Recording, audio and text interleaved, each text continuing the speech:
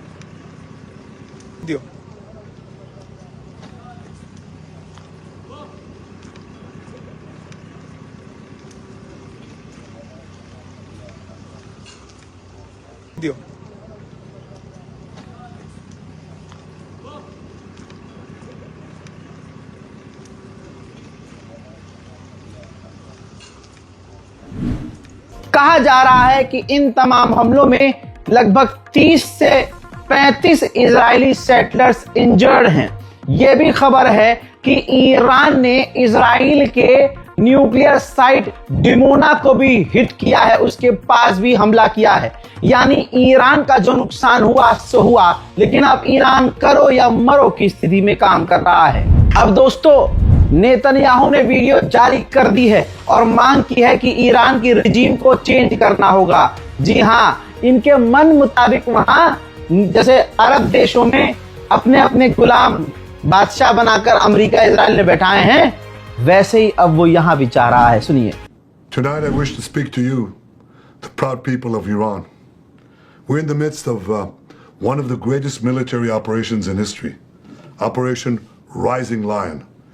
The Islamic regime, which has oppressed you for nearly 50 years, threatens to destroy my country, the State of Israel. The objective of Israel's military operation is to remove this threat, both the nuclear threat and the ballistic missile threat to Israel. And as we achieve our objectives, we're also clearing the path for you to achieve your objective, which is freedom.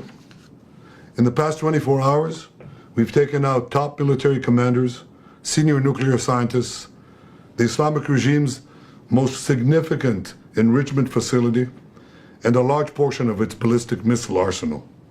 More is on the way. The regime doesn't know what hit them. They don't know what will hit them. The nation of Iran and the nation of Israel. दोस्तों, खबर ये आ रही है कि मोहम्मद बिन सलमान ने Donald Trump को खुद phone मिलाया है और इस मामले को शांत करने की बात की है। कहा जा रहा है कि डोनाल्ड ट्रंप अब खुद कह रहा है कि हम चाहते हैं कि मिडिल ईस्ट में शांति आए। जब ईरान ने हमला किया तो अब इनको शांति की बात सूझ रही है। इजराइल आधिकारिक तौर से अपने लोगों से कह रहा है कि हमारा जो नुकसान हो रहा है, जो डैमेज है, उसकी वीडियो और फोटो ना लो। आप समझ रहे हैं? ईरान पर हुए हमले को बढ़ा चढ़ाकर दिखाओ और अपने पिछवाड़े में जो आग लगी है उसको अच्छे से ढाक लो। ये इजराइल का प्रोपेगेंडा हमेशा से रहा है। जैसे भारत में अंधभक्तों को आप देखते हैं चाटते हुए, झूठ बोलते हुए, ठीक इसी एजेंडे पर आले यहूद भी काम करते हैं। दोनों एक है। अब मामला आगे बढ़ चुका है। इजराइल ईरान पर बड़ा हमला अब करने वाला है। वर्ल्ड वॉर 3 की शुरुआत लगभग हो चुकी है। ये याद दुनिया रखेगी कि इजराइल ने शुरू किया था। इजराइल ने शुरू किया था, ईरान ने शुरू नहीं किया था। अब इजराइल ने कहा कि हमारे सिविलियंस को निशाना बनाया है ईरान ने, तो हम ईरान के सिविलियंस को निशाना बनाएंगे। यानी ये अब जंग खतरनाक हो चुकी है, खतरनाक रास्ते पर बढ़ चुकी है। वहीं आपको बता दूं कि ईरान ने कंफर्म किया है कि हमने इजराइल की मिलिट्री साइट और बेस को भी निशाना बनाया है। यानी ईरान का चाहे जितना नुकसान हो गया है, लेकिन ईरान पीछे नहीं हटा। ईरान को जो करना था उसने वो किया। जो 2 साल से गाजा के लोग हर दिन रो रहे थे, हर दिन तड़प रहे थे, 2 साल बाद उनके चेहरे पर मुस्कान आई है जब उन्होंने देखा कि जेरूशलम और इजराइल के दूसरे इलाके और तेल अवीव में ईरान की मिसाइलें आकर गिर रही हैं, तो गाजा के लोगों के चेहरों पर खुशियां नजर आई हैं।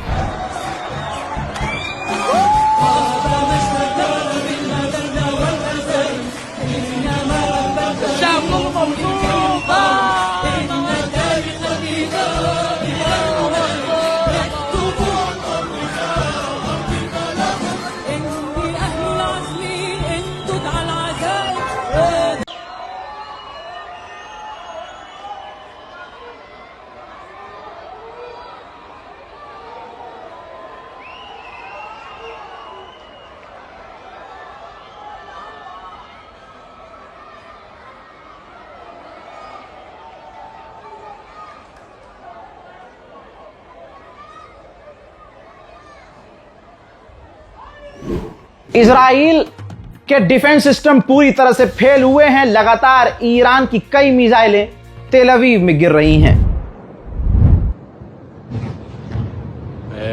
Okay.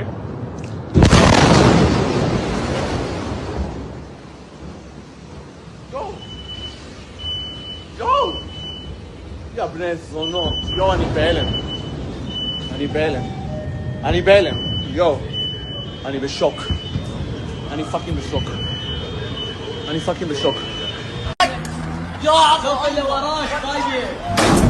अब इस हमले के बाद अगर आपने दोनों तस्वीर देखी होगी, मुझे पता है, जब इजराइल ने ईरान पर हमला कर दिया तो नेतन्याहू खुद भाग गया, बम फेंक के भाग गया।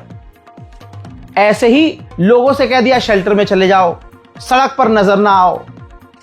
तो आले यहूद की ये औकात है कि हमला करके भाग जाते हैं और सामने से जब हमला होता है तब ये फरार होते हैं।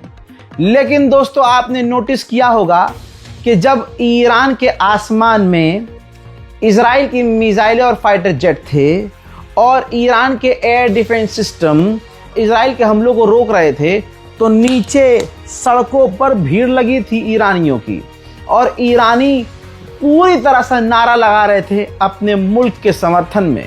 यानी एक तरफ भीड़ डरी हुई भगौड़ी, एक तरफ गदीरी भीड़ जो अल्लाह का नाम लेकर, अहले बैत का नाम लेकर वहां टिकी हुई थी।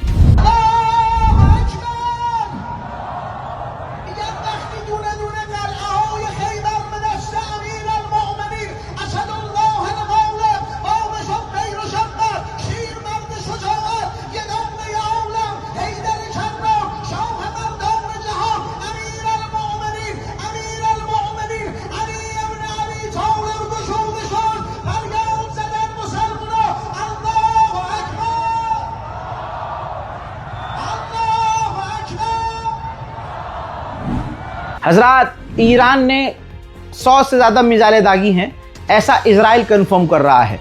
इजराइल ने कहा है कि हमने कई मिसाइलों को मार के गिराया है और कई मिस हुई हैं, ऑब्वियसली मिस हुई हैं, तभी तेल अवीव में भारी तबाही है। सबसे बड़ी खबर आपको एक और दे दूं, अमेरिकी F-35 दुनिया का सबसे खतरनाक फाइटर जेट माना जाता है। अभी तक तो 2 से 3 F-16 ईरान ने गिराए थे, अब F-35 भी इजराइल का मारकर गिराया है। रिपोर्ट यह है कि महिला फाइटर जेट को उड़ा रही थी, हमला कर रही थी। इजरायली पायलट, महिला पायलट को ईरान ने गिरफ्तार किया है, कैप्चर किया है। हालांकि दूसरी तरफ से इजराइल कह रहा है नहीं, ऐसा नहीं हुआ। हाँ, ऐसा हुआ है दोस्तों, हुआ है, सबूत आ चुका है। एक सबूत मैं आप F-16 का पहले दिखा चुका हूं, जिसमें तस्वीर साफ नजर आ रही है। इसके बाद आपको पता है अमेरिका इजराइल कभी भी अपना नुकसान एक्सेप्ट नहीं करते। उधर ओमान और रशिया दोनों ही कह रहे हैं, दोनों से, ईरान, अमेरिका और इजराइल से, कि भाई बातचीत से मामला हल कर लो, बातचीत की टेबल पे आ जाओ और हम मीडिएशन भी करने को तैयार हैं। हजरात, कहने का मतलब इस रिपोर्ट में यह है, सारांश यह है कि ईरान ने बड़ा हमला किया, जवाबी कार्रवाई की, खामोश नहीं रहा और इजराइल को मुंहतोड़ जवाब भी दिया।